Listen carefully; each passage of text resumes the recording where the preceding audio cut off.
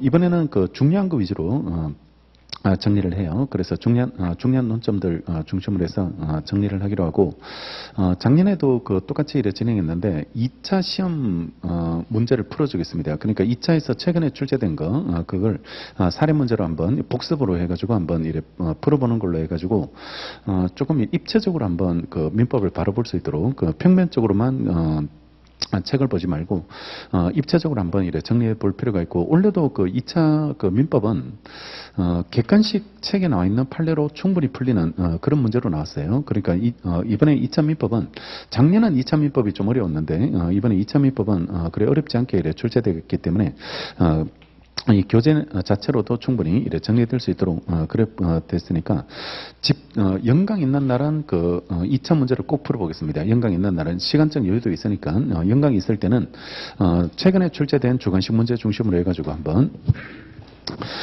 논점을 어떻게 뽑아내겠다, 쓰겠다, 이걸 고민하면 안 돼. 여러분들은 지금은 답안지 쓰는 사람들이 아니거든. 쓰는 사람들이 아니고, 그 판례가 도대체 어떻게 적용되고, 어떤 식으로 이 문제를 풀어가면 되는지, 이런 것들을, 그런 것들을 확인하는 거고, 관련 판례가 문제 읽으면 떠올라야 됩니다. 이게 어떤 판례를 물었다는 거, 이런 것들이 문제에서 그 힌트가 나오거든. 힌트가 나오는데, 또 어떤 판례를 써줘야 될지, 집어넣어줘야 될지, 그런 것들을 찾아보는 퀴즈식으로 해가지고 전범위 문제로 출제되는데, 대개 우리는 복습용으로 풀게요. 복습 진도로 이래서 정리할 테니까 연강 있는 날은 주관식 문제를 푸는 걸로 정리하고, 가족법은 이번에는 하지 않습니다. 가족법은 하지 않고 재산법 위주로 해가지고 정리하고, 순서는 채권법을 먼저 해요. 채권법을 먼저 하고 채권, 물권, 민총 이렇게 진행하고, 객관식 때는 가족법을 먼저 하겠습니다. 가족법을 먼저 해가지고 객관식 문제로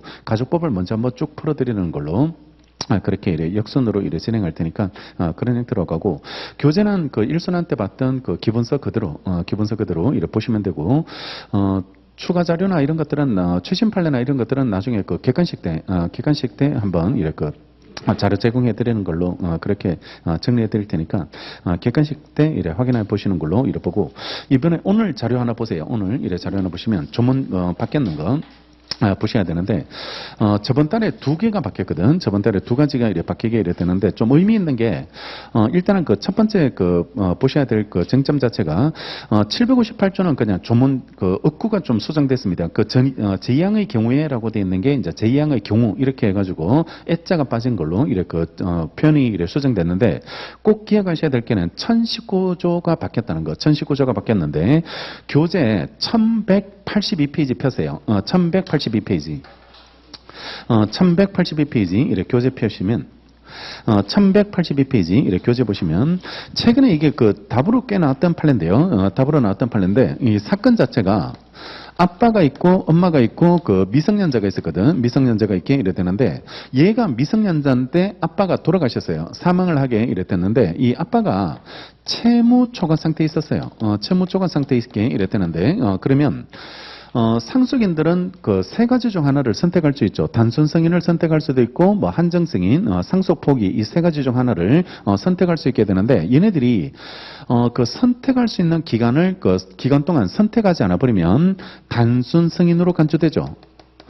단순 승인으로 간주가 돼가지고 단순 승인한 것으로 취급받게 되니까 이 채무까지 다 상속을 받아버리거든. 채무까지 상속을 받게 되는데, 근데 나중에 얘가 성년이 돼서 어떤 회사에 취업을 했나 봐요. 회사에 취업을 하게 되니까 월급을 받게 되는데, 어떤 채권자가, 아빠에 대한 채권자가 얘 월급 통장에 이렇게 압류가 들어온 거야. 압류가 들어오게 되니까, 그러니까 이 사람이 소득이 없었던 사람들이 갑자기 이제 얘가 성년이 돼서 취업을 하게 되니까 소득이 생기니까 이렇게 강제집행 압류하러 들어오게 됩니다. 그러니까 얘가, 나는 몰랐다는 거죠. 나는 몰랐으니까 내가 성년이 됐을 때로부터 이거 선택할 수 있도록 한정승인이나 상속포기 이런 것들을 선택할 수 있도록 해줘야 되는 거 아닐지, 그 부분이 문제됐는데, 여기 1182 382페이지 판례에서 상속 개시 있음을 안 날로부터 3개월 안에요. 이거 선택을 할 수 있는 경우는 미성년자의 경우는 무조건 얘를 기준으로 본다. 법정 대리인.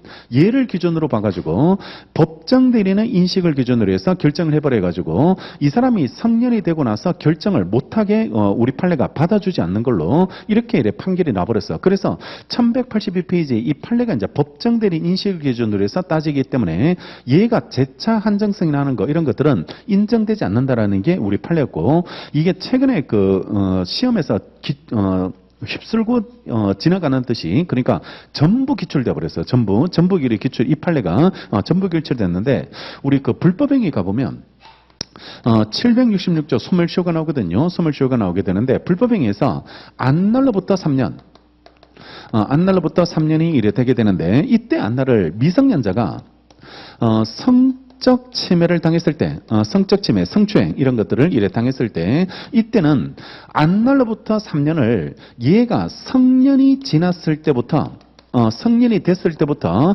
다시 소멸시효로 진행하도록 이 조문이 신설됐거든. 이 조문이 이래 신설됐는데 그러니까 이 조문이 신설되고 나서 이 판례가 나왔다고. 이 판례가 나와가지고 그러면 여기도 지금 성년이 되고 나서부터 소멸시효를 다시 진행시키고 있으니까 여기도 똑같이 받쳐줘야 되는 거 아닐지 이렇게 문제됐거든. 문제가 됐는데 요 판례에서는 안 받아준 거야. 우리 판례가 이래 받아주지 않고 그냥 법정 대리인 인식을 기준으로 본다라고 이래 했는데 이게 조문이 바뀌어버렸습니다. 이 문제가 되게 많았거든요. 이 비판이 되게 많았고 그러면 미성년자가 나중에 성년이 돼서 결정을 못하는 그런 문제가 되니까 여기에 대한 비판을 많이 받았거든요. 비판을 많이 받으니까 조문이 드디어 바뀐 겁니다. 조문이 바뀌어가지고 지금 이것처럼 똑같이 돼버렸어. 이거하고 이래 똑같이 돼가지고 그래서 얘가 성년이 된 날로부터 3개월 안에 다시 선택할 수 있도록 자기가 한정승인이나 아니면 상속폭이나 이런 것들을 선택할 수 있도록 해서 소멸시효 조문하고 똑같이 졌습니다. 그러면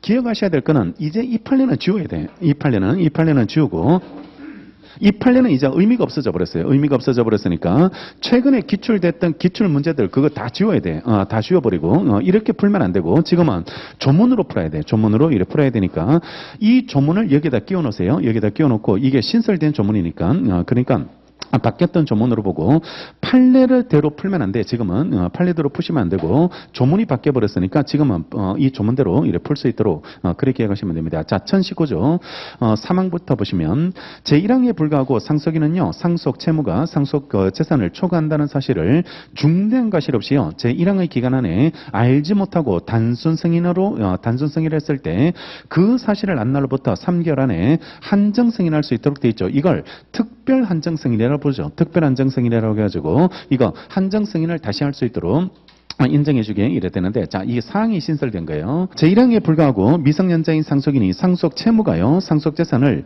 초과하는 상속을 성년이 되기 전에 단순 승인을 했을 때는요 성년이 된 후에 그 상속의 상속 채무가 초과 사실을 안 날로부터 3개월 안에 한정 승인할 수 있도록 이래 돼 있습니다. 그러니까 성년이 되고 나서 다시 한정 승인할 수 있도록 재차 한정 승인을 할 수 있도록 근거 조문이 들었고 미성년자인 상속인이 제3항에 따른 한정 승인을 하지 아니했거나 할 수 없었을 때도 또한 같다라고 해가지고 미성년자가 이런 사건에서 성년이 되고 나서 자기가 다시 결정할 수 있도록 한정 승인할지 말지 이런 것들을 다시 결정할 수 있도록 하고 이 조문 소멸시효 조문하고 똑같아졌다 이렇게 해가시면 돼. 소멸시효 조문 최근에 신설된 조문하고 동일하게 이렇게 맞춰가지고 이 판례가 비판받아 어떤 판례가 이 자체가 이래 조문으로 해결됐다라고 정리하시면 되고 그때도 왜 기본 강의할 때 조문이 곧 바뀔 수도 있을 거라고 이래 말씀드렸던 그 내용인데요.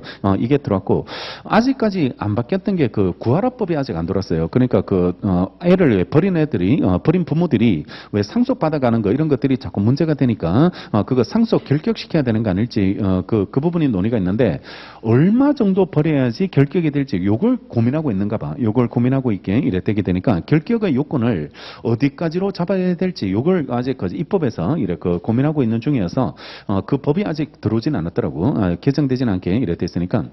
그리고 또 하나 최근에 좀 의미 있는 거는 임대인들이 요즘 왜 빌라 왕들 이런 사람들 있잖아. 임대차 막 1000채씩 이래 갖고 있다가 이래 나자빠 세금 때문에 자빠져가지고 지금 임차인들이 왜 보증금을 못 받는 이래 그런 문제들이 있으니까 그 사람들이 그 국세를 연체하고 있다는 걸 임차인들이 확인할 길이 없었거든. 개인정보 때문에 확인할 길이 없었는데 이번에 바뀌었어요. 그게 바뀌어가지고 임차인들 요구 있으면 그 임대인의 체납 사실 이런 것들을 이래 확인할 수 있도록 누구나 이래 확인할 수 있도록 지금 법이 이래 들어오게 이래 됐으니까 임대차 그 주임법이 바뀌었는 그 내용이 이래 될 테니까 그거는 확인할 수 있도록 지금은 바뀌어 있고 지금 밑에 조문들은 이제 사항이 신설되다 보니까 조문에 사항이 다 들어간 거야. 조문 표현에 이래 사망까지만 있었던 표현을 사항을 집어넣어 가지고 밑에 조문인데 그러니까 밑에 뭐 배당 변제니 한정 승인 방식이니 다음 페이지에 부당 변제에 대한 책임이니 이런 것들은 다 사항이 신설됐기 때문에 사항을 넣어준 겁니다. 사항을 넣어줬거든요. 그러니까 여러분들이 이 조문에서 기억하셔야 될 거는 사항이 신설됐다는 걸 기억해주면 돼요. 기억해주면 되고 기존에 기출됐던 특히 작년에 기출됐던 이 판례 문제를 다 지워야 돼요. 판례 문제를 지우고 이제 판례대로 풀면 안 되고 조문대로 풀어줘야 되는 거, 조문대로 이렇게 푸셔야 되는 거 이게. 지금 여러분들이 기억하셔야 될 문제가 하나가 있고 그다음에 다음 페이지 하나 더 있어요. 이게 작년 말에 이렇게 바뀌었던데 만나이 바뀐 거 아시죠? 만나이로 바뀌었는데 자 이것도 민법은 원래부터 만나이였습니다. 민법은 원래 나이 계산할 때 원래 만나이로 이렇게 계산하도록 이렇게 돼 있기 때문에 민법에서 이제 나이 계산하는 거 이런 것들은 크게 변함이 없어요. 변함이 없으니까 똑같이 이렇게 계산해 주면 안 되는 것으로 이래 처리되는데 158조 조문이 바뀌었고 이게 6월 달부터 시작이에요. 6월 달부터 이래 시행이거든. 시행 자체가 6월 달부터 시행이니까 우리 시험 보는 날은 이거 시행되고 있습니다. 시행되고 있게 이랬다니까 민법 만나이 계산하는 거 이거는 지금 이 바뀐 조문으로 기억해야 돼요. 바뀐 조문으로 기억하셔야 되고 이 조문 자체는 연령 계산하는 우리 왜 초율불산이 원칙 있잖아요. 초율불산이 원칙 그 페이지에다가 끼워 놓으세요. 그 페이지에다가 이 바뀐 조문을 끼워 놓으시면 되는데 158조 조문 보시면 나이는 출생일을 산입하는 거 여기까지 있었죠. 나이는 연령은 출생일을 산입한다고 해서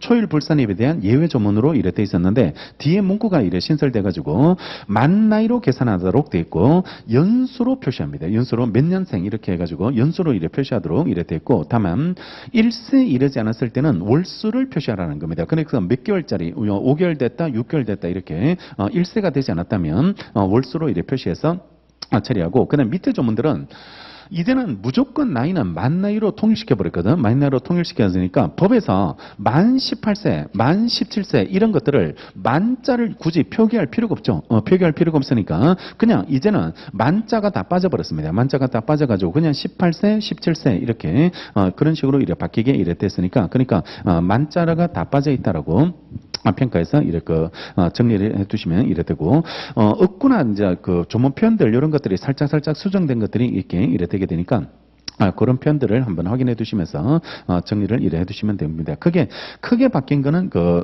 아까 앞에서 봤던 조문 표현들 한정적인 조문이 좀 획기적인 조문이 이래 되는 거고 만나이 이런 것들은 다 뉴스에서 많이 봤을 테니까. 그런 것들을 보고 양육 책임 837조 조문 표현도 약간 살짝 이래 바뀌게 이래 됐는데요. 837조 조문 3항 보시면 제1항에 따른 협의가 자의 북리에 반할 때는요. 가정법원은 보정을 명하거나 직권으로 자의 의사 여기까지는 똑같아. 여기까지는 똑같은데 근데 옛날에는 연령과 부모의 재산 상황이라고 돼 있는데 지금은 나이와 부모의 재산 상황 이렇게 해가지고 연령이라는 표현을 이제 나이로 이렇게 바뀌어가지고 작고 정도를 이렇게 수정하게 됐으니까 그 정도 이렇게 표현하시면 됩니다. 그러니까 바뀐 거는 크게 두 개 다 이렇게 생각하시면 돼요. 한정승인 조문하고 연령계산 조문 두 가지가 바뀌어 있고 주택임대차법법은 굳이 우리 시험과 관련해서는 크게 문제되지는 않을 거고 임대인 국세 연체한 거 이런 것들은 누구든지 이제 확인할 수 있는 것으로 이렇게 바뀌었는데 그런 것들은 시험과 관련해서는 크게 많이 중요하지는 않을 것 같은데 지금 획기적인 거는 이거 한정승인 이 조문이 획기적이고 교재에 있는 판례를 지워야 된다는 거 그런 거 교재대로 풀면 안 되고 조문대로 푸셔야 되고 옛날에는 법정 대리인 인식 가지고 이렇게 판단하게 됐는데 그게 폐기됐고 지금 조문이 바뀌어 버렸으니까 판례 자체가 의미가 없어져 버렸다는 거 그런 것들을 이래 확인해 두시면 되겠습니다. 그러니까 그 정도를 보고 아마 조금 더 바뀔 가능성이 있을 거예요. 가족법이 지금 논의가 워낙 많이 되고 있고 논의가 좀 많이 되는 그런 중이다 보니까 조금 더 조문들이 조금 더 추가되거나 이래 변경될 가능성이 생기게 되니까 그런 것들을 이래 나오는 대로 수시로 이래 확인할 수 있도록 정리해 두시면 되겠습니다.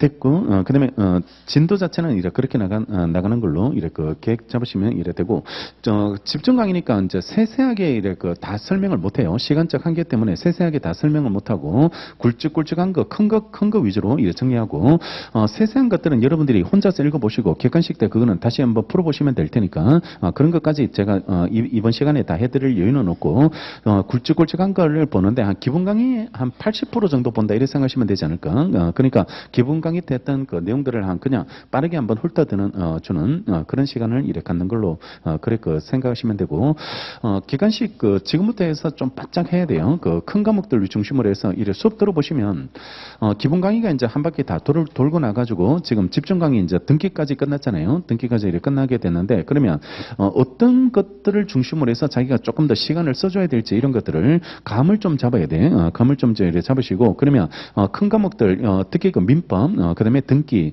그다음에 민집 이런 것들이 제대로 잘 안 잡혀 있으면 이게 따라가기가 쉽지 않았죠. 기본 강의 들으실 때 쉽지 않게 이래 될 테니까, 그러니까 이번에 집중 강의 때 이거 회독수를 한번 더 늘려가지고 그런 것들을 조금 더 이래 보완할 수 있도록 정리하고, 결국 그 시험은 민법이 그 잘 잡혀 있어야 돼요. 민법이 이래 그 반이지 않을까 싶을 정도로 민법이 좀 잘 잡혀 있는 상태에서 그걸 토대로 해서 이제 등기나 민집이나 이런 것들을 이해해 들어가셔야 되거든. 그러니까 그런 것들을 이래 잘 다시 한번 생각하고, 이번에 한번 이래 시간적 여유가 있을 테니까 문제 푸는데 자꾸 너무 급급하지 말고 큰 그 숲을 놓치지 않도록 그 나무만 자꾸 보다 보면 큰 틀을 자꾸 놓치게 이래 될 테니까 2차로 한번 2차 주관식 문제 한번 풀어드릴 테니까, 법정상권 이런 것들은 최근에 그 법무사 시험에서 논점들을 다 출제해 버렸어요. 주관식에서 이래 다 출제했으니까 주관식 그 문제 한 10개 가까이 그 주관식이 나왔으니까 그거 한번 풀어보시면 법정상권 문제는 아마 지금 거의 뭐 주관식으로 다 정리할 수 있는 이래 그런 문제가 되니까 객관식으로 나오더라도 크게 어렵지 않게 이렇게 정리되는데, 문제만 그 객관식만 계속 풀다 보면 잘 안 잡히는 게 그 법정상권이거든. 법정상권인데 주관식으로 한번 풀어봐. 주관식으로 한번 쭉 한번 풀어보면 그러면 그런 것들도 웬만하면 쉬운 것들은 다 그 정리될 테니까요. 쉽게 이제 정리될 테니까 그런 관점에서 한번 정리하고, 조금 어려울 수 있어요. 아직 그 1차 처음 하는 사람들이 그 주관식 그 사례 문제를 푼다고 생각하면 좀 어려울 수도 있는데, 어떻게 쓸까 이걸 고민하면 안 돼. 그걸 고민하니까 어려운 거야. 그걸 고민하면 이걸 도대체 어떻게 쓰지? 뭐 이런 식으로 이래 생각하고 있으니까 그러니까 어려운데, 그런 용도로 활용하는 게 아니고 한번 이게 어떤 식으로 판례가 활용되는지를 한번 보여드리려고 이래 풀어주는 거니까, 이런 식으로 판례가 적용되므로 그 조금 입체적으로 판례를 이해할 수 있도록 그런 관점에서 보는 거고, 쓰는 거는 지금 고민하지 말고 그거는 2차 가서 고민하고 2차 가서 이렇게 고민하시는 거고, 일단은 내용을 잘 이해하겠다 이런 마음으로 그런 마음으로 이렇게 기획해서 그래 따라오시면 이래 되겠습니다. 자, 채권부터 진단할게요. 575페이지. 채권부터 이래고 역순으로 가요. 채권, 물권, 그다음에 민총 이런 식으로 역순으로 이래 진행할 테니까 채권 논점들 보고, 진도 순서나 이런 것들은 좀 순서만 바뀌었고 그 진행 순서는 다 기본 강의 때 했던 내용들 똑같이 이래 정리할 테니까 한번 더 기본 강의를 더 반복한다라는 기본으로 그런 느낌으로 이래 따라오시면 되겠습니다.